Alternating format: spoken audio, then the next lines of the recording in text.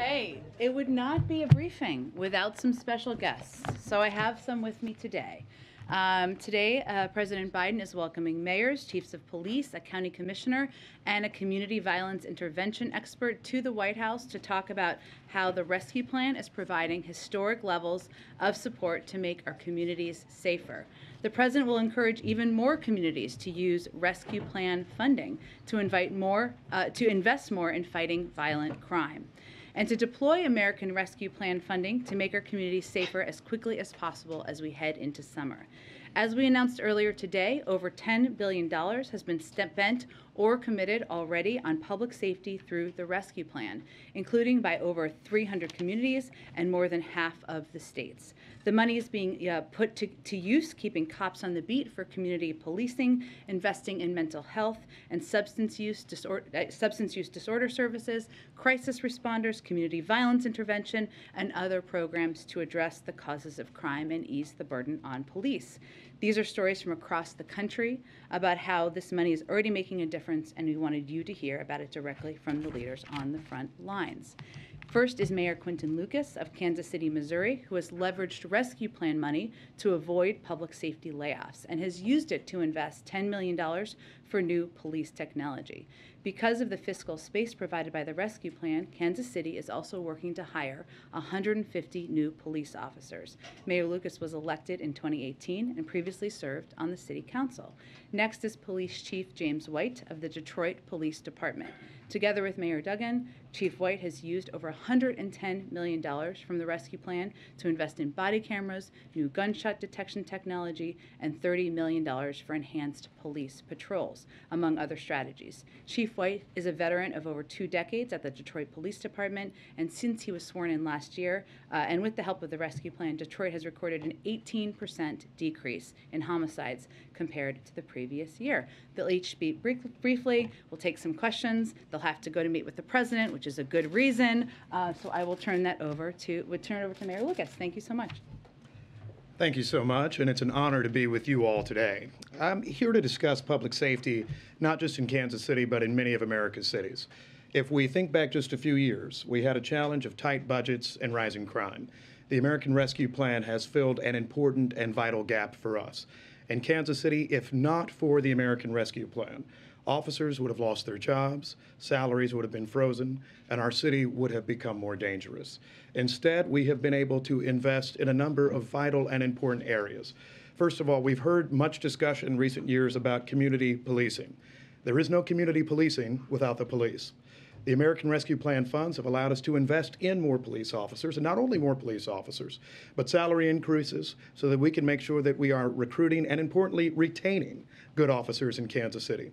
In addition to that, communications technology in Kansas City of $10 million from the American Rescue Plan allows us to invest in so many deferred technology areas so we can continue to be smart about how we solve crime, keep our officers safe as they're looking to solve crime, and importantly, make sure that we're spending those additional funds in areas like recruiting, in areas like intervention. As a mayor, I've had the chance not just to have experiences with my own police department, but I've done ride-alongs in Los Angeles, Baltimore, Washington, and a number of other American cities. In each of those, you're hearing from people and mayors and leaders that are saying that this support has been key in terms of making our cities safer and making sure that everyone in our community has police officers, but has police officers who have the time and have the opportunity to get involved in our neighborhoods each and every day. So I thank the president for giving us this opportunity with the American Rescue Plan. I look forward to our conversation this afternoon, where we'll continue to talk about how we can work together, police, politicians, so many other folks, and Washington, in terms of making sure our cities stay safer, as we go into the summer. Thank you so much.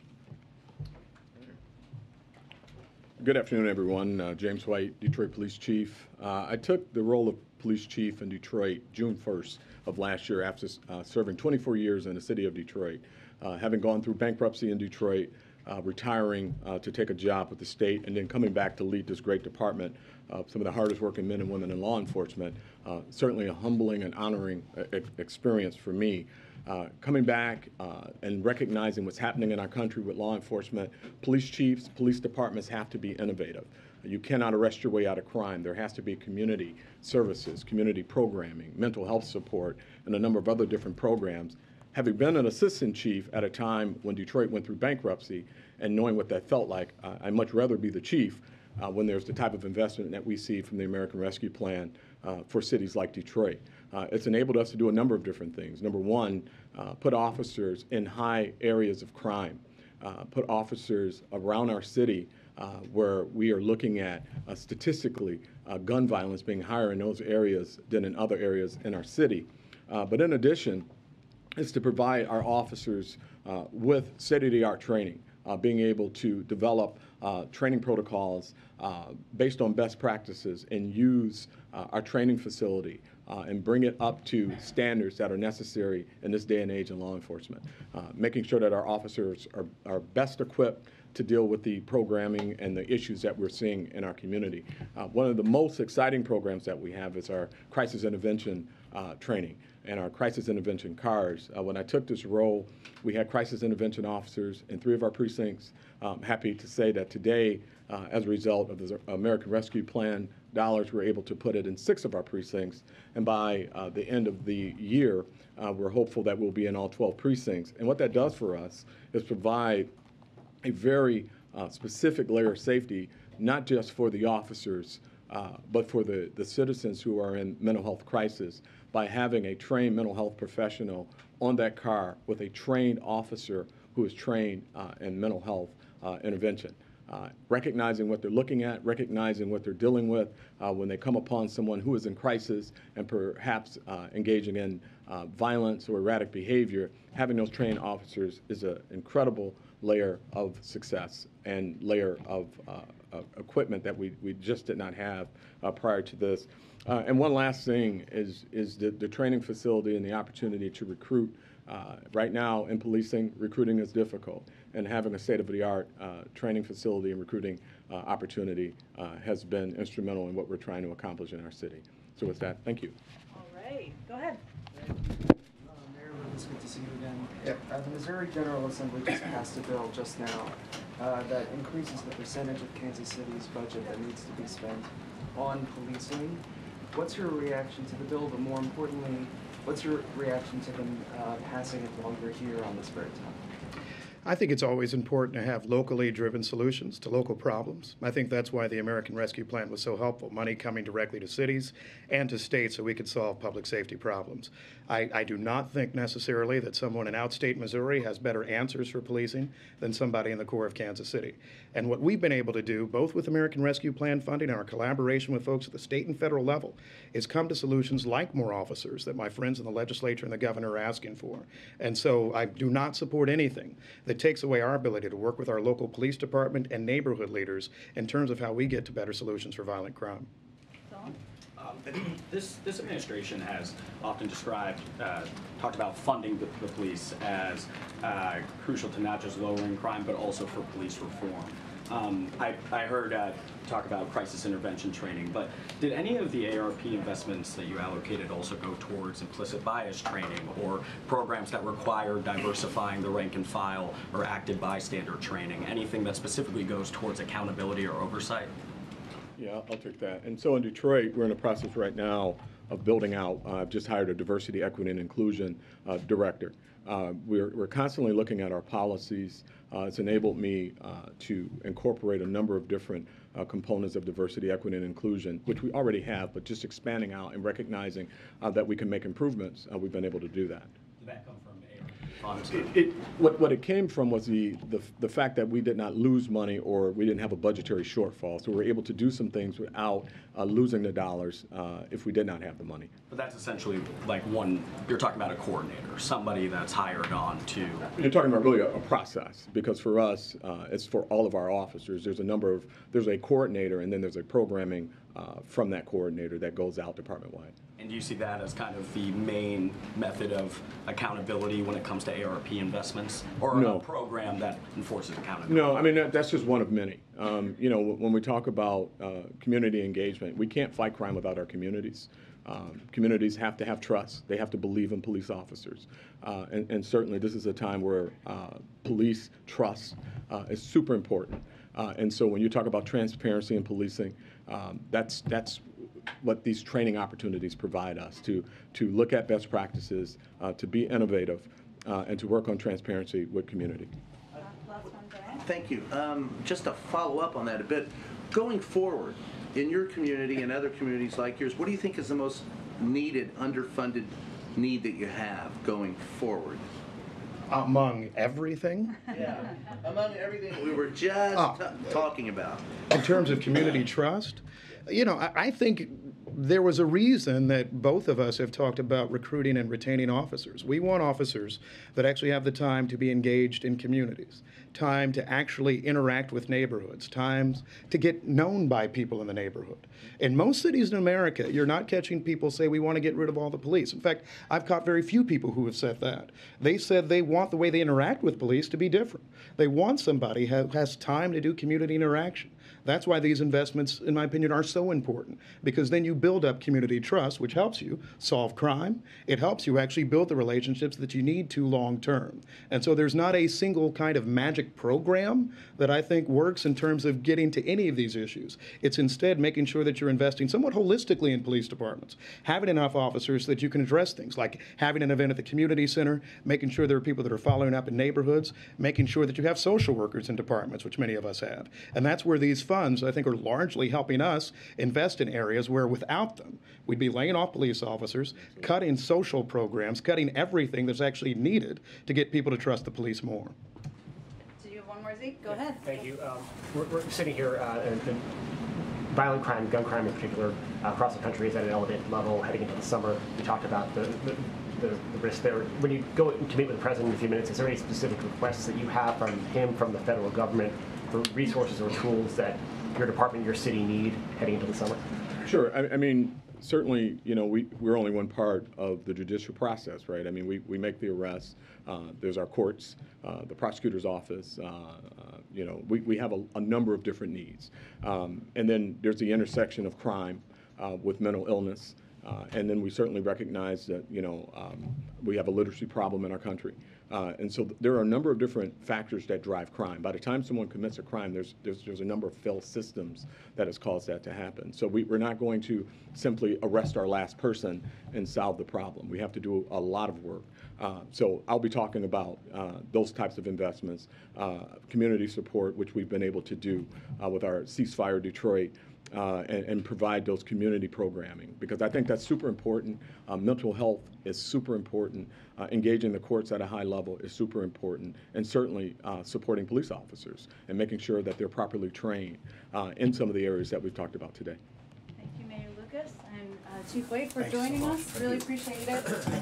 Okay. Oh, here, I don't want you to. Here you go. I'm sorry. Okay. Okay. I just have couple more toppers for all of you. Just really getting it all in on the last day here with the toppers for everybody. The president spoke earlier today with Abu Dhabi ruler Mohammed bin Zayed Al Nahyan to convey condolences on the passing of UAE President Khalifa bin Zayed. The two leaders agreed to honor Sheikh Khalifa's memory by continuing to strengthen ties between the governments and people of the United States and the UAE. I also wanted to provide an update on infant formula and where we are, and some updates on steps that we have taken. Yesterday, we announced a slate of actions to increase safe infant formula supply following Abbott's voluntary recall. The president also spoke to major retailers and manufacturers to hear about what they are doing and what they need to help increase availability. One of the top issues, the very top issue they asked us to act on, was getting states to increase WIC flexibility so they can get more formula on the shelves faster. Basically how it works now is each state has a contract with a manufacturer, whether it's Abbott or any of the other manufacturers, and they want flexibility so that they can, if you use WIC and you get WIC assistance, you can purchase any kind of infant formula. This afternoon, Secretary Vilsack sent a letter to all states urging them to adopt all possible flexibilities in the WIC program. That is actually a step we had encouraged them to do the day following the recall back in February, but some states took the step and other states did not take the step at the time. So this is an extra urging to do that. He directed all states to review their practices, and the Agriculture Department is reaching out to states throughout the day, building on months of conversations. And next week, USDA will follow up on the letter and calls to provide states with help to issue waivers. That's what helps, obviously, consumers, people who have WIC, who are WIC recipients, and they go to the store. What we're also doing at the same time to help create this flexibility that these store retailers asked for is today Abbott also committed to provide critical flexibility to states through the end of August in the form of rebates. And that means that these states can plan ahead and they can purchase supply ahead from a range of manufacturers, not just the ones that they have contracts with. This means that families on WIC can purchase any available product in the months to come through August, and states and retailers can plan ahead, as I noted. The FDA also just issued a statement about importing formula from abroad. The FDA committed to providing additional information early next week that will facilitate importation to get more product on U.S. store shelves as soon as possible. And last, we recognize that parents have a lot of questions. Mary asked about this yesterday. I think MJ asked about this too, about where to go and who to call if they cannot obtain formula right now. HHS has just launched a new webpage that provides resources and places that parents can go to obtain formula, including contacts with companies, food banks, healthcare providers. You can find this at hhs.gov/formula. This work is far from over, and in the days ahead, you will hear about new actions we're taking to increase safe infant formula. We'll give you a week ahead. On Sunday, the President will deliver remarks honoring the law enforcement officers who lost their lives in the line of duty in 2021 at the National Peace Officers Memorial Service on the West Front of the Capitol. On Monday, the President will award Public Safety Officer Medals of Valor for extraordinary valor above and beyond the call of duty.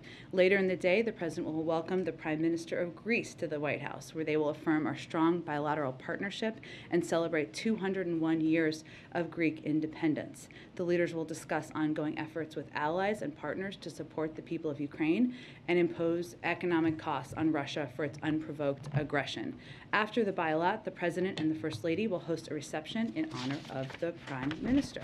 On Tuesday, the President and the First Lady will host a reception in the Rose Garden to celebrate Asian American, Native Hawaiian, and Pacific Islander Heritage Month. This month, we honor our diverse Asian American, Native Hawaiian, and Pacific Islander communities. While the rich histories, cultures, and struggles of the AA and NHPI communities may be different, their futures are woven together through a shared American experience. And finally, on Thursday, the President will depart for Seoul, with many of you, South Korea, for his first trip to Asia as President.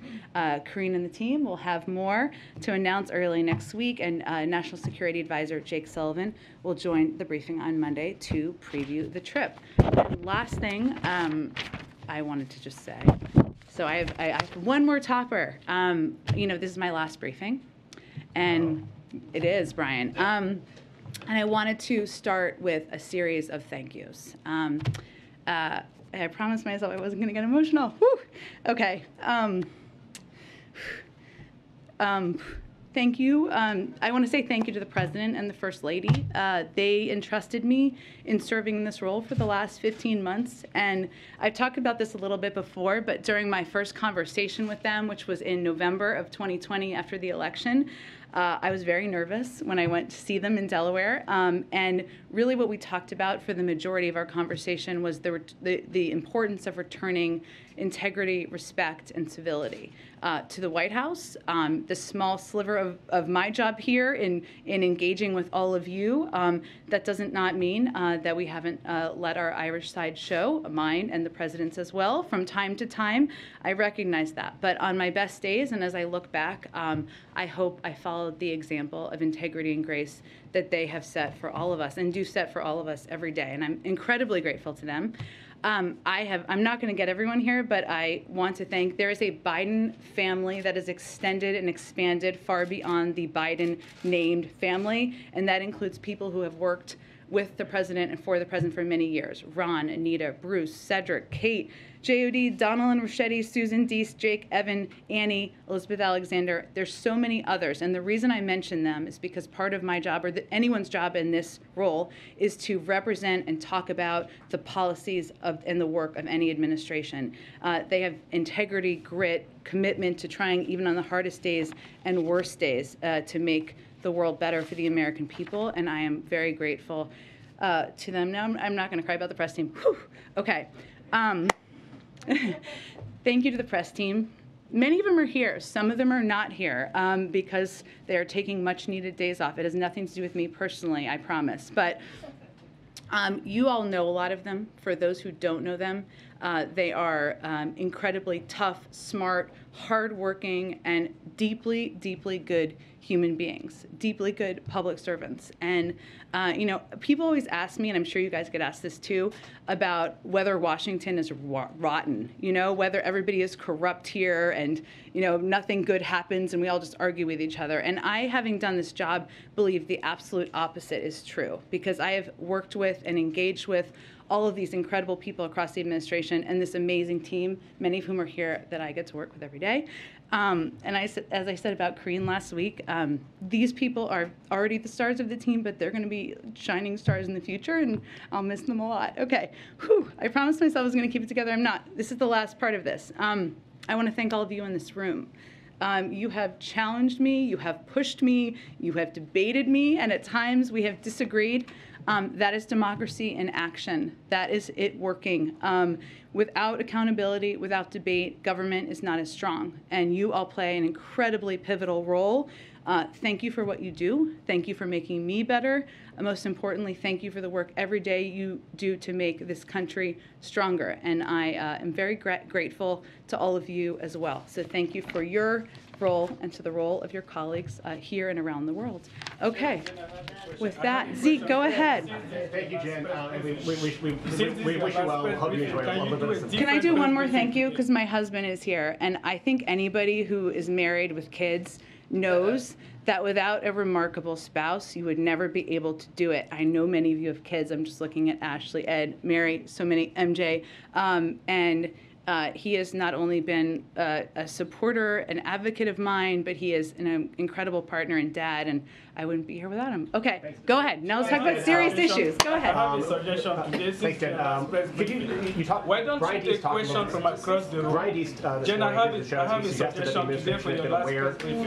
Why don't you take questions from across the room? He suggested the administration has been aware Because that's what you've not been able to do for the past 15 months. Is there a reason why the administration waited until this week, once the issue was in the public, in the limelight, to take some of these actions that you discussed? There's clearly that website. Those are resources that people might benefit from greatly over the last several weeks and months. Well, Zeke, we have not waited to take action. So what we have done since the day after the recall was announced, we actually took steps working with these producers and working with states to ensure both, one, we were pushing states and encouraging them to expand flexibility as it relates to WIC, which is, again, the biggest ask of most people we talk to. And then we've been working with manufacturers. And that has resulted in Gerber increasing production by 50%, on Ricketts increasing production by 30%. And over the last 4 weeks, more production of formula than there was in the 4 weeks prior and in comparison with last year. This is all work that has been underway for the last several months since this recall was enacted. On the website, this is a website, we saw the need, of course, over the last 24 hours as people had questions and they needed more information. We wanted to make it readily available and accessible to people. But prior to that period of time, we had not seen, obviously, what we've seen over the last few days. On a different topic, did the president see and the White House have any reaction to the disturbing images out of Israel this morning where Israeli police beating mourners of Al Jazeera journalist, American citizen Shireen Abu Akleh, including the briefly dropped casket? Does the White House have any response, and is the president taking any action in response? Well, I would say first that we have all seen those images. They're obviously deeply disturbing. This is a day where we should all be marking, including everyone there, the memory of a remarkable journalist who lost her life.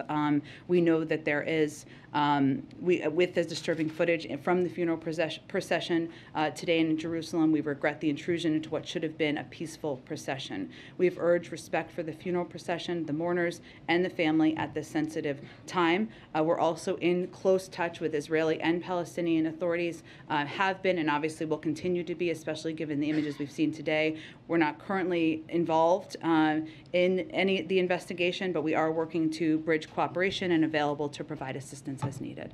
Finally, is there a reason why the president's meeting with King Abdullah this morning was not open to the press? Usually the president's meeting with foreign leaders are open to not being asked questions. Understand completely. It's a private meeting. It wasn't meant to be a bilateral meeting of discussion. They've known each other for some time. Go ahead. Can I ask you a question from the back? On the issue of the formula shortage. Can I ask you a question from the back? Please stop. I understand, but you know, for 15 months you have On the issue of formula. and I'm saying that for the sake of equity, we should First of all, have thank you pressure for your across service, the and road. thank you for your That's what husband I'm for his saying. service as well. On the Doesn't issue make of sense to formula, preach I equity think, outside, if anything, inside this the crisis has briefing room. reminded We can everyone have that this is questions. Simon, not if you could respect your colleagues and other media and reporters in here, that would be greatly appreciated. Go ahead, Mary. If anything, Sir, if you can spread the if anything, this has reminded, I think, the entire country and the world that this is not a luxury item, but an essential. Thank you. Not to do. Formula is not a luxury item, it is an essential. It is something that families across the country rely on. Is this such a valuable commodity that the president thinks that we need some kind of backstop, some ability to surge in the way that we do for other essential items, perhaps even some kind of stockpile? Well, I would say there have been discussion, and some members of Congress have raised questions, say, of the Defense Production Act, which that would be something which is on the table. We've not made a decision about, but would help address issues over the long term. What we are doing here is we're trying to ensure that states and others can plan over the long term, as in the coming months. But it is certainly a reminder that not only do we need to continue to work closely with manufacturers, continue to work closely with retailers and providers, but ensure that everybody knows what they can do to get access over the longer term. There's not a discussion of a stockpile. What we need to do is ensure we are addressing any issues in the supply chain and addressing any issues with speeding up manufacturing. You mentioned the Defense Production Act, and forgive me if I'm not understanding how this works, sure. But how would that actually work? Because you say you're exploring it, but it seems that the issue here is really not having enough manufacturing capacity. So is it really a matter of just looking for other sites that can produce this? Well, that's exactly right, Mary. And so the reason why it would have a longer term impact is because the production of baby formula is so specialized and so specific that you can't just use the Defense Production Act to say to a company that produces something else, produce baby formula. It just doesn't work that way exactly. That is something that could be a consideration over the longer term. And certainly there are ways that the Defense Production Act has been used in other industries, right, as it relates to a chemical that is needed or a specific tool or part that is needed. So right now, of course, we're keeping that option under consideration, but our focus primarily is on twofold. One is increasing supply, and the other is making it readily available. And obviously production is working with these manufacturers and also imports, making sure we're making more baby formula available through imports, and then making it readily available. The biggest step we can take is this WIC flexibility component, which obviously we took 2 steps, not just pushing states, but also working with Abbott to ensure they're providing a rebate for longer-term planning. And just lastly, you said that the FDA is going to have more on easing imports and some of those steps next week, but does the president believe that parents should be allowed to buy formula directly from abroad? Well, there have been limitations on this because, of course, we have a very high level of FDA approval processes to ensure that we have the best formula that is safe for babies. And of course, whatever formula would be imported would meet those standards. But we think the best steps we can take is to work with Abbott, and Abbott has a responsibility here too, to work closely with the FDA and doing the steps that are necessary to get back and operational online. We have a great deal of manufacturing capacity here in the United States. That's less the issue. The issue is obviously this was a recall in February that as a reminder was done because there was a factory in Michigan that had tainted formula that killed 2 babies. But we have a range of manufacturing capacity here. So this import step would be not forever or necessarily even long term. It's just to address the current need. Go ahead. Thank you, Jen, and thank you for your work here the last Thank you. 16 months. You said yesterday that the United States would support Sweden and Finland's application to NATO. Turkey is a current NATO member, and the president of Turkey is saying that they would not, his country would not look positively on that. What is the U.S. reaction to that, and will the U.S. intervene on the Nordic countries' behalf? Yeah. So we are working to clarify Turkey's position. We would refer you to the Turkish government for more information on their views. I think there's no question, and you've seen this from the public statements of a number of NATO leaders, that there is broad support from NATO member countries in Finland and Sweden's desire or interest, stated interest in applying to join NATO, but we are continuing to work with Turkey, and I would point you to their representatives. Also, any White House reaction to Elon Musk saying today that his deal to buy Twitter is on hold while getting information on fake bot accounts? Yes.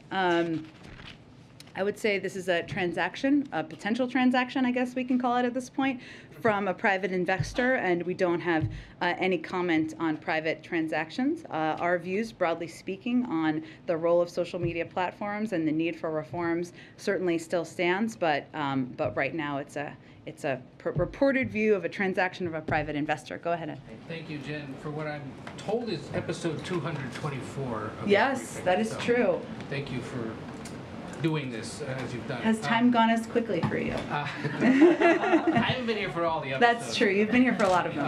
A few things. Back to the murder of Shireen Abu Akleh. Curious, does the president himself plan to speak with her family, given especially in part that she is an American citizen? We have obviously reached out and engaged through national security officials with her family. I don't have any calls to predict or preview at this point in time, but if that does happen, we of course make that information available to all of you. And does the president have any plans to speak with the Israeli government directly about the death and the ongoing investigation? Well, certainly we have been engaged with them and have offered support, and if they need specific support from us, we will provide that, but I don't have any calls to predict at this point in time. And then 2 quick ones on immigration. There could be a ruling today in federal court on the future of Title 42 and whether or not it gets delayed beyond the May 23rd deadline. Can you give us a status report on ongoing preparations for the end of it, should that deadline hold, and how they might change if they get delayed by a court?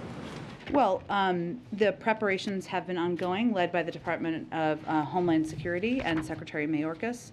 As we've talked about in the past, he has outlined a plan that he's been preparing since last fall to ensure we're increasing capacity at the border, that we are taking steps to ensure that we are prepared for the lifting of Title 42. Those are proceeding. Obviously, I'm not going to prejudge a court ruling that hasn't quite happened yet and what it will mean, or prejudge what the Department of Justice may do in response. I'm sure there'll be more discussion about that if and when they rule today. And one other, you may remember last fall, there were questions about court cases brought by families that were separated at the border. Yeah. And at the time, the White House said, if it saves taxpayer dollars and puts the disastrous history of the previous administration's use of zero tolerance and family separation behind us, the president is perfectly comfortable with the Department of Justice settling with the individuals and families who are currently in litigation.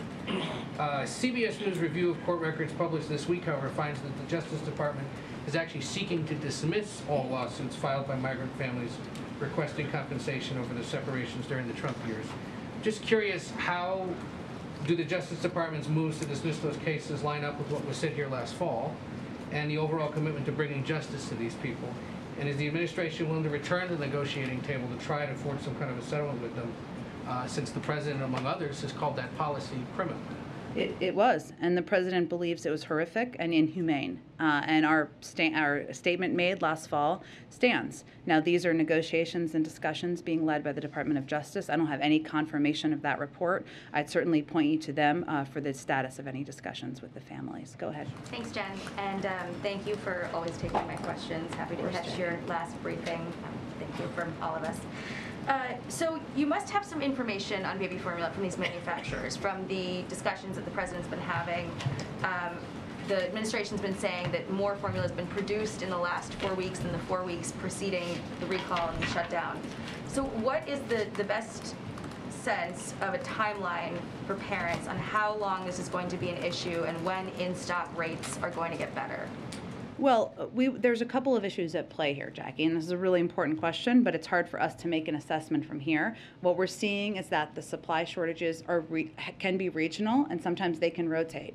And sometimes the issue at play here is that bigger retailers have a more streamlined process for stocking the shelves than smaller retailers. Now, a lot of people go to stores in their community to go buy baby formula, and it may just be that there's a bit of a delay in stocking some of those shelves. It is certainly a good sign and a positive sign that there has been this increased production from these other retailers, and our hope is also that because there's going to be more flexibility with WIC and the ability of WIC recipients to purchase different kinds of formula and enabling many people who are maybe waiting for their states to make that decision, and also that states will have this rebate opportunity, will provide the incentive to further provide flexibility. That will also help, and of course imports. So we're working to not just address, we've been working to address for months, but we're working to make this, ensure that there is greater supply, consistent supply on the shelves as long as possible.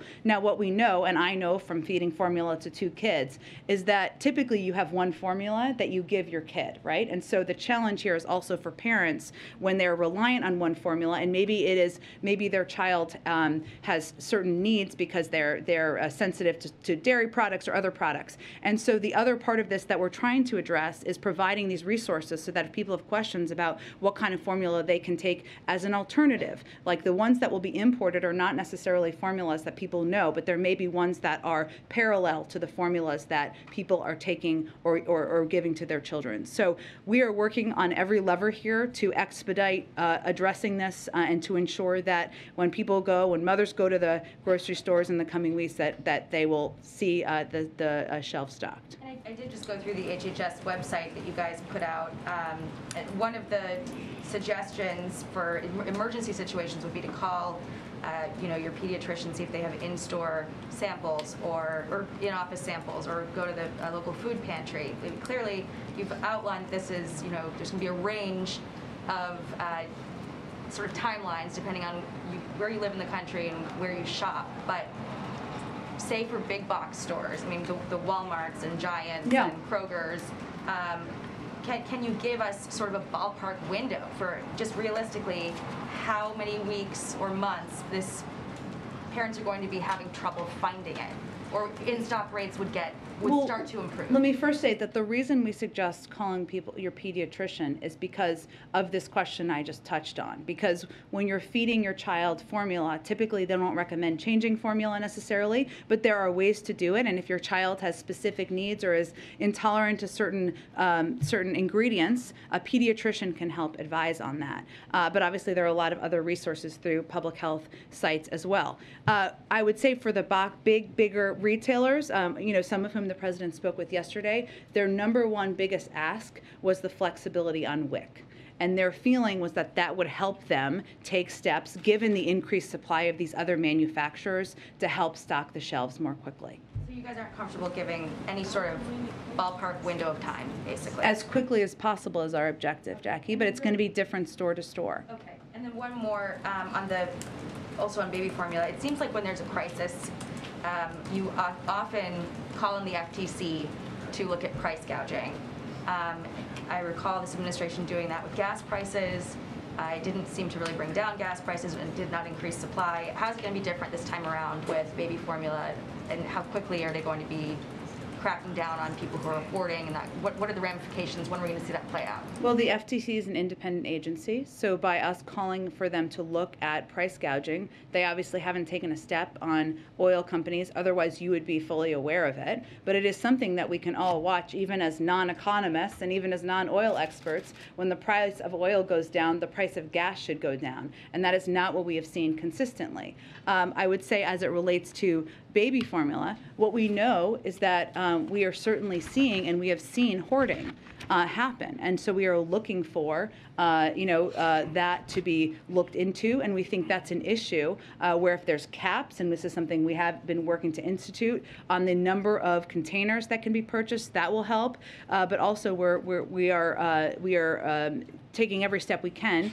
to ensure that that is tracked and that can be addressed if needed, in the pool of doing everything we can to address this. Go ahead. And thanks for your service, and thanks for delivering on your commitment to return the daily briefing. All of us in this room are grateful for that. I want to ask you, if I can, about crime that the President's going to be addressing a little bit later. We had one of the mayors and one of the police chiefs here a short time ago.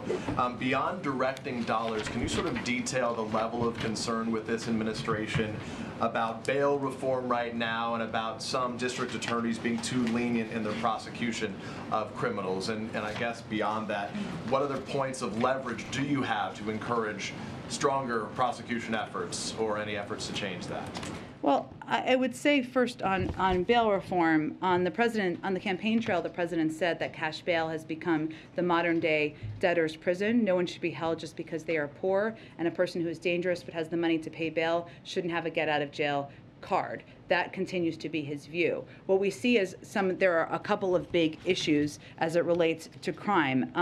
We've inherited from the previous administration the largest year-over-year jump in murders in record history in 2020.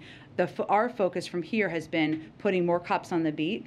You heard the police chief talk about that through the American Rescue Plan, backed up by more federal agents to take violent crime off the streets, cracking down on firearm traffickers. 77% of violent crime in the last assessment of data we have is with guns, to get illegal guns off of our streets and stemming the flow of ghost guns, something the president has taken a number of actions on, and investing through the ARP and community programs to prevent crime by interrupting disputes before they spill into violence. I will note, and you heard the police chief just talk about this, but in cities like Detroit and Houston, who have both used rescue plan funds to invest in fighting crime, we've seen declines in certain categories, because our view and the president's view is if you fund and have more cops on the beat working with communities, that is going to help address this issue. I'd also note that as it relates to guns, which is a huge concern of ours, since last summer we obviously initiated these, announced these DOJ-led strike forces. They're an integral part of the president's plan to keep our communities safe. And as I noted, 77% of homicides committed in 2020, the last year we have data, were done with a firearm. Since the launch last summer, the DOJ strike force has already seized 5,100. And one of the steps that can be taken is, of course, to confirm Steve Dettelbach, a very qualified person to lead the Bureau of Alcohol, Tobacco, and Arms. And the president has also called for an additional $30 billion in new funding in his 2023 budget to fight crime. And that is a step that he is hopeful there will be bipartisan support for. A lot of questions in the room, so I'll limit mine to two today. The other one is about ASEAN that's here. What commitments has the president secured from the leaders of ASEAN to condemn Russia? Well, there will be a communique that comes out later this evening. I know communiques are very exciting to everyone, but there will be interest. I'm certain in this one. I will say, Ukraine and Russia would not typically be a major topic of discussion at ASEAN, right? You all have covered them before. You've visited, you've traveled to cover ASEAN summits, and it certainly will be a topic of discussion, and was last night and will continue to be today. So there will be a broad discussion of Ukraine and Russia. The United States in these meetings will continue to lay out our approach to Russia's unjustified and illegal war. We believe the ASEAN leaders are very interested to hear more about our approach, both where things stand and in terms of the next steps. We expect that the leader statement will also have a reference to Ukraine in it as well, but that is still being finalized in the coming hours. Go ahead. Will President Biden address the abortion rally tomorrow? He has no plans to address the rally tomorrow. And separately, does he have any plans to meet with abortion advocates or rights advocates at the White House here? We are very engaged with women's rights advocates, abortion advocates, and other advocates, as well as members of the Senate and members of Congress. I would note that this is an issue that is much broader than abortion advocates. They are, of course, marching in the streets and having their voices heard and peacefully protesting, and we respect the right to peacefully protest, but 2/3 of the country does not want Roe to be overturned. So this is an issue that we are engaged very broadly with across the spectrum about what steps we are considering, what steps we have the capacity to do, and what we would do if the final opinion looks like the draft that was leaked last week. The families of Americans detained in Iran have appealed directly to the president for help in getting them out. They don't seem to have much faith or hope that the nuclear negotiations are going along fast. So is he receptive to that? Is there an effort ongoing to free those people? There is an ongoing effort led by our negotiating team from the State Department to bring every American home who is detained or held in a country and wants to be, of course, home with their families. It has always been a separate channel than the Iran nuclear negotiation talks. It is not in the same channel, but certainly the president is committed to and will do everything possible to bring Americans home who are detained in Iran. Go ahead. A question of Brittany Griner. Does the White House have a response on her detention being expanded? Yeah, there was a report on that this morning. So I would say first that, while we don't have a comment on this specific development, I would just reiterate that the Russian system wrongfully detained Ms. Griner.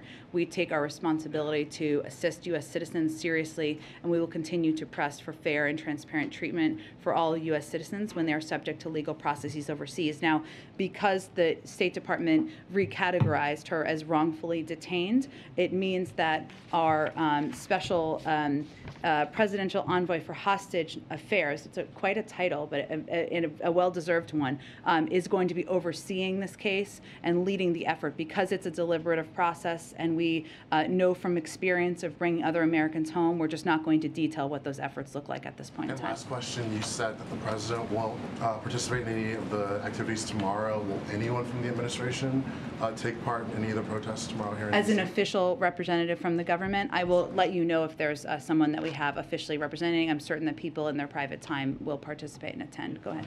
As we sit here, there doesn't look to be a lot of appetite right now for more COVID funding in Congress. There have been warnings, of course, from the White House about what that will mean. Are you able to say what the plan B is? If there is no funding, is there money in the couch cushions to order the stuff that you say you're not going to be able to order, or when? Can you give us an update on when things will start running out in the coming months? Sure. Well, I would say there is no plan B. While there is, a limited amount of funding that we have to work with, it's very limited, and it will require us making tough choices about what remaining tests, treatments, and vaccines we can get.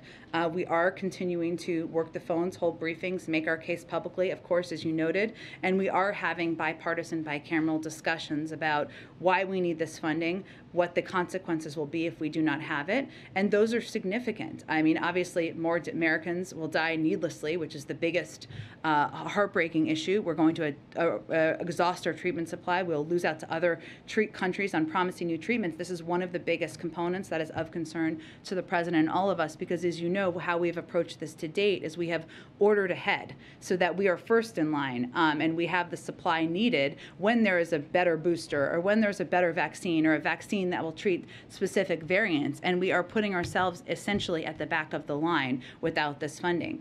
Yesterday there was we hosted a global summit. We requested $5 billion for funding to help continue to be the arsenal of vaccines in the world. We will no longer be able to provide that funding. We also will be unable to maintain our supply of COVID tests, and we will be unable to ensure that there will be an ongoing supply of free treatments for families across the country. Possibly you will cut short previous orders to either because you can't pay for them or because you want to reallocate the money. We will have to end programs, and some of that will feel abrupt. Can I pivot and ask a little bit about, you've got the baby formula challenge right now. Everyone's 401ks are not looking hot at the moment. Maybe I'm speaking for myself. Consumer sentiment today hit a fresh low since 2011, at its lowest point since then. Inflation, of course, is high. Gas prices are surging again. There's a sense right now that there's a lot of challenges in the economy in the U.S. What do you say to voters who are frustrated by that, and in particular those who voted for this president, because he sort of promised to be a sort of capable steward, in contrast to the previous presidency. That was sort of the pitch that he made to voters. Well, I think first we would say to families, we understand there are challenges you're dealing with every day. Costs are too high. It is too expensive to fill up your gas tank. Food is too expensive at the store.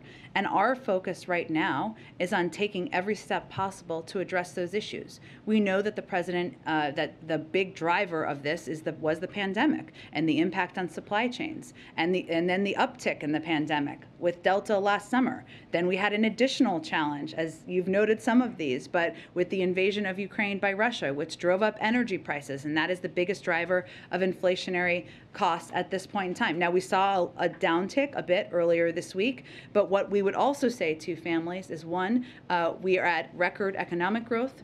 The unemployment rate is 3.6%. We're seeing encouraging business investment. Those are all good signs. What our focus is on is doing everything we can to lower costs, and that includes a range of steps the president has taken just over the last couple of weeks, making sure we're lowering the price of high-speed internet, giving farmers the tools and resources they need to boost production.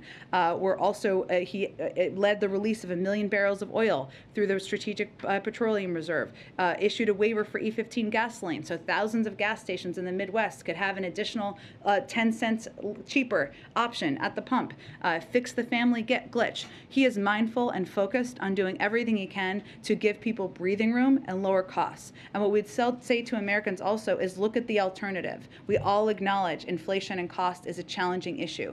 What is the Republicans? What are they presenting as the option? Is he frustrated by this? I mean, he likes to say the buck stops with him. Things aren't working. Is he frustrated with the circumstances? Is he frustrated with his team? Is he frustrated that he hasn't been able to get it under control? I would say when you've served, as the president has, as vice president for 8 years, you're pretty clear-eyed about the fact that leading the country means that the buck stops with you and that every challenge we face is on your desk. And he's very aware of that. Go ahead. Yeah, you've said that some states have not done this WIC waiver. Which ones? I can see if we can get you a rundown. That was not meant to be a naming and shaming. There are some states that just didn't take that step when the recall was happened, and we encouraged them to do that in February. So today is an opportunity for the Secretary of Agriculture to say, now's the time to do this. If you want to make sure that people in your state who benefit from WIC are getting helped, this is the way to do it. Okay, Congresswoman Elise Stefanik, and she tweeted something I will read to you, but several other Republican politicians have also gone along this line. She says, Joe Biden continues to put America last by shipping pallets of baby formula to the southern border as American families face empty shelves. She says this is unacceptable. Do you have a response to that? Well, we do like facts here, so let me just give you a little sense of the facts on this one. There's something called the Flores settlement, which she may or may not be aware of, that's been in place since 1997. It requires adequate food and elsewhere specifies age appropriateness, hence formula for kids under the age of 1. CBP is following the law, that law that has been in place and been followed, by the way, by the past every administration since 1997. So this has been a law in the United States for a quarter century. It's been followed by every administration. But I would also note that we also think it's morally the right thing to do. This is a difference from the last administration. It is the law, but we believe that when children and babies, or babies I should say, are crossing the border with a family member, that providing them formula is morally right. And so we certainly support the implementation of it. Just one last question. The governors of Colorado and Massachusetts have sent a letter to the president urging him to urge the FDA to hurry up and consider Moderna's application for a vaccine for children under the age of 5. Would the president do such a thing? Does the administration have any view on the apparent delay in consideration of that vaccine? I would say the parents in here have a view, and we all are very eager to bring our children and get them vaccinated who are under the age of 5. But science, this is the president's view, most importantly, moves at the pace of science. The FDA is the gold standard for a reason, and we want to ensure that when those vaccines are available, when we are taking our kids, bribing them if needed, to get their shots, that it is safe and we know it's safe. Go ahead. Jen. I'll come back. I'm sorry about that. I'll come back to you. Go ahead. Go ahead, Ashley. As you know, the anniversary of George Floyd's killing is a little over a week away. As a candidate, President Biden embraced some of the messages about police reform, and later he even promised George Floyd's family that he would get something done on the issue. But now police reform has failed in Congress. There's no executive order, and today he's basically asking cities to pump money into police departments. What is the administration's message for people who had hoped the Biden administration would actually significantly reform policing? Well, first I would say he's actively considering a police reform executive order and has every intention of doing that. It just takes some time. I understand that since it was a version of it came out into the public, which happens back in January, it feels like a long time, but these take a long time. There's a legal review, a policy review, and he has every intention of doing that. We actually paused because there was bipartisan negotiations happening, and obviously that was always the preference because that would make it more permanent. I would say that it's not just about pumping funding into police departments. It's about ensuring that there are enough cops on the beat to crack down on violent crime, to crack down on illegal guns that are the cause of 77% of crimes across the country. And what he's also done, and the Department of Justice has also done, is implemented federal steps like bans on chokeholds and other steps that the president would certainly like to see, implemented across the country and a part of federal law. So he is going to continue to support the funding of police. He hopes Republicans will join him in supporting his budget. Now, they did not support the $10 billion he announced today because they voted against the American Rescue Plan. And he is, but he is also supports accountability, and a police reform executive order will be a part of that. And pivoting briefly, what advice do you have for Karine as she prepares to step into your role? That you can say in public. I can say we're very transparent here, Brian.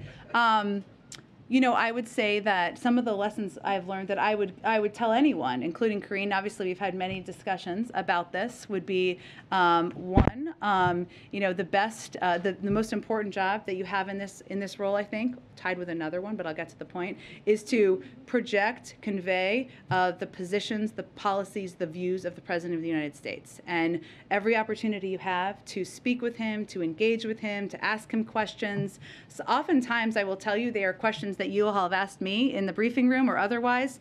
It will make you better equipped and even more effective because our job is to speak on his behalf. The second thing I would say, and in my heart I'm a bit of a policy nerd, but I would tell this to anyone, is that the more you know about policy issues and the more you can go in depth on it and spend time digging, pushing, and questioning the policy teams, the better able you will be to answer tough questions, to answer the 12th question, and hopefully provide information to the public. And the last thing I would say is that it can be repetitive in here from time to time. That's not a critique. You are all doing your jobs. But in the age of social media, always provide the context and all the details because you never want to be a meme with one line. That would be my treat. But otherwise, be yourself. And Karine, as I said last week, is going to bring her own magic, her brilliance, her style to this briefing room. And always, for anyone who comes after me or Karine, it's to continue to make it better and do better for the president and the American people. Yes. Expect that under Karine there will still be daily briefings? I will let her speak to that. Yes. But yes, that is the plan. Go ahead. Thank you, Jen. The $10 billion that's being announced today, where does the president and the White House does the president see that as something to kind of celebrate? When I look at the original pool and I realize it's an initial tranche of $350 billion, and I know there's different kind of competing priorities here, I'm wondering if the White House sees today as sort of another call to action to states to spend even more on police departments? That's part of it. Or is this kind of saying, is he impressed by that they've already spent all this money? Well, I would say part of it is he thinks that it's important that it has been spent, and we have seen the impact of it in some states, that I mentioned, Detroit and Houston, for example. But part of it is also about the need to spend more. We know $245 billion is what's been spent to date, so there is more funding left from the American Rescue Plan package. And certainly he thinks keeping communities safe, making sure police departments have the resources they need is an important way to spend the money. I just have a quick clarification on the DPA too. You said the administration is considering the DPA to ramp up. It's one of the options under consideration, sure. I think there's two titles under DPA. One would prioritize contracts contracts and say, companies, you need to develop this. Another would allow the federal government to distribute loans, to distribute actual money to companies so that they can ramp up manufacturing. Is the administration considering that title of DPA to actually give money? There's also options beyond that about the use of there's a range of ways you can use DPA, so I don't have specifics about how it might be used. I would say that we are already working, and we have been working with manufacturers to increase production, so that is already effectively happening. And the challenge, which I mentioned before with baby formula, is that it's complex, and you can't just say to a manufacturing facility that makes cereal, you need to make baby formula now. So it's a bit challenging and different in that regard. But it is an option. There are a range of utilities and ways you can use it, and it remains under consideration. So it's already happening. It's already happening. Title III is already happening? No. We're already working with manufacturers to increase production. So that's one of the the aspects, or one of the ways to use DPA, but we're already doing that effectively. So that was the point I was making. Go ahead. Hey, Jen. Thank you. The FDA commissioner a little while ago said that he intends to announce plans next week to help streamline the import of baby formula into the U.S. Is there anything you can preview for us on that front and maybe explain some of the hurdles that currently exist that this process would be fixing? Sure. Well, right now, every kind of baby formula that's made in other countries is not allowed to be imported here necessarily. So it's cutting red tape and easing those restrictions. Now, as I noted a little bit earlier, what that may mean is that when moms go to the grocery store, they may see a form of baby formula that they have not seen before, and they may have questions about what that is and can I feed it to my baby. That's why we have a range of resources and hotlines that people can call to get those questions answered. But overall, what it's trying to do is provide more supply so that there can be a range of options and a range of supply on shelves so that mothers don't have to fear not being able to have formula to feed their children. And I know you said that the administration has been on top of this issue since this issue emerged with the Abbott plant back in February, and you've been working on this issue since then. So can you explain why something like this, in terms of streamlining the import of products, wasn't done sooner, wasn't done before parents arrived at the supermarket to find empty shelves? Well, we believe that part of what's happening right now is that there was supply that a lot of the larger retailers had, and it was kind of 6 to 8 weeks where they had that supply and they haven't been able to restock it quickly enough. But we would not be where we are with Gerber increasing production by 50% or Ricketts increasing production by 30% had we not been working on this from the beginning. And I would note that what the retailer said yesterday they need the most is these flexibility on WIC, because that's where they see the challenges coming up. So that is actually something we did the day after, and something that we're continuing to push states to do. Is there more you think you could have done sooner? Well, look, hindsight is always 20/20, but I would say that we have what's important to note as much as this wasn't being reported on because people were not seeing shortages at the stores as much, there was an announced recall back in February, right? And there were steps we have been taking every single day since then, with the FDA in the lead, to help address any potential shortage. And lastly, just a quick follow-up on your comments about the images we saw in Israel today. You said that you called these images deeply disturbing of Israeli police beating mourners who were carrying this casket. You said that we regret the intrusion. Do you condemn these actions by Israeli forces, and do you believe that they had any justification for actually beating these mourners and these pallbearers as we saw in these I think when we said they were disturbing, we obviously were not justifying them, but I think I will leave my comments at what I said. Go ahead. Thank you, Jen. I wanted to ask 2 quick policy questions here. On the House floor earlier today, the Democratic Majority Leader Steny Hoyer said, quote, "It is unfortunate that in a time of war that we spend all the time blaming our own president." Just a clarification, it's not the White House's belief that we're at war or we're engaged in any kind of conflict?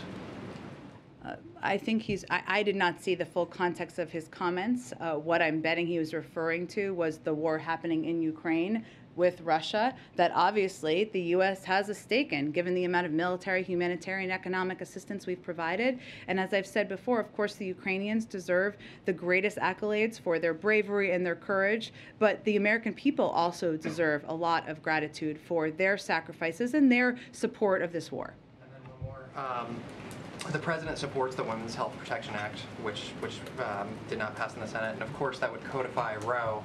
but it would also go beyond that.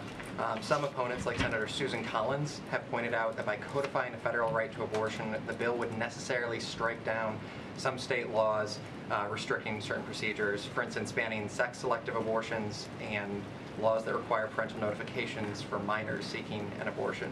So should we read into the president's support of that legislation that he also supports overturning state laws that would ban sex-selective abortions or require parental notifications? The president believes in codifying Roe, and there are a range of ways to do that through Congress. That's not an answer to the specific policy question. Where is the president on these specific restrictions? No one here doubts the president supports Roe v. Wade and codifying it, but there's allegations that this proposed bill goes farther. So where does he stand on something specific? The bill failed. The president supports the bill. Go ahead. Jen, thank you. Go ahead, Nadia. Go ahead, and then I'll go to you, Ed. Ladies first. Thank you, Jen, and thank you for your service, and good luck in your Thank you. I have a question and a follow-up. On the question, the Russian ambassador to Vienna said today that under different circumstances, Russia probably could have provided its good offices to the two sides, but not now, referring to the Iran talks. And the EU chief, foreign policy chief, said that there is enough positivity for the talks to resume. Do you believe that Russia is an obstacle to going back to the deal? And do you think that there is actually a chance that we can go back to it? Well, I would say that our view on the deal is that Iran needs to decide whether it is going to continue to insist on extraneous conditions and whether it wants to conclude a deal or not. We believe that concluding a deal would serve all sides' interests. But while we have certainly condemned the actions of Russia in Ukraine and the actions of a war criminal in invading Ukraine are the biggest obstacle to an Iran deal moving forward is Iran. And I want to follow up with my colleagues mentioned about Shireen Abu Akleh. And I want to emphasize she is an American citizen. Yes. You know, when American journalists are killed in Ukraine, nobody waits for investigation. They pinpoint their, hands to the Russians. Why Israel get away with this? Why not calling for an independent inquiry? Since Palestinians do not believe that Israel is capable of investigating itself. I mean, this journalist was fully covered in a vest, in a helmet, yet she was targeted under the ear. That means it's a professional job by a sniper. And many people believe that it was an Israeli soldier who shot her. Well, as we understand it, there are investigations by both sides. We've offered our assistance to the Israelis, to the Palestinians, and we're prepared to provide that should they want it. Go ahead. Yeah, thanks, Jen. Two questions. One, do you have a comment on the Texas Supreme Court ruling allowing state officials to conduct abusive investigations of parents of transgender kids? I have not looked into the specific court case, but I would tell you that any efforts to discriminate against, to bully, to put transgender kids at risk would be something we would oppose. But I will have to check out more about the specific court case. On the Summit of the Americas, you've mentioned a couple times that invitations have not gone out yet. Yeah. It is assumed that the president of Mexico, the president of Brazil are invited. You recognize Juan Guaido as the interim president of Venezuela. Why is it not assumed he's getting invited? Why the mystery? There are a range of conversations going about the final invitation lists. I just don't have a final conclusion on those, and as soon as we do, we will make those information available to all of you. And then just to bookend our time at the State Department, I wanted to ask you about Israel. A broader question on how the president seems to be the first in the modern era not to put quite an emphasis on solving the Israeli-Palestinian conflict. He has not appointed a special envoy for the conflict. He has assigned the portfolio to a top administration official. What should we read into that? What priority is it of his, especially as we see these images coming out of Jerusalem today, to personally get involved in dialogue? I would say first, as it's always been the case, any envoy would be working out of the State Department. It was the case when I was at the State Department, and we knew each other there. And certainly, you've seen the Secretary of State and also the President talk for decades about the need for a two-state solution, how that is the only viable way to end an ongoing conflict in the region. And I would certainly say that remains his view, remains his policy. And but I would point you to the State Department for any updates on negotiations or on engagement. Go ahead. I have a follow-up on Brittany Griner. Does the president have plans to meet with Brittany Griner's family, like he met with Trevor Reed's family? We are in touch with her family, but I don't have any planned meetings to preview for you at this point in time. And then I have a follow-up on Title 42. Sure. I know a judge's ruling hasn't been made yet, but if he does rule to sort of continue to temporarily delay Title 42 from being lifted, does the Biden administration plan to appeal that? That would be an announcement made by the Department of Justice. And one more question just regarding that. You know, it seems that the Biden administration has been challenged by the court several times on, you know, immigration efforts that they've tried to overturn from the previous administration.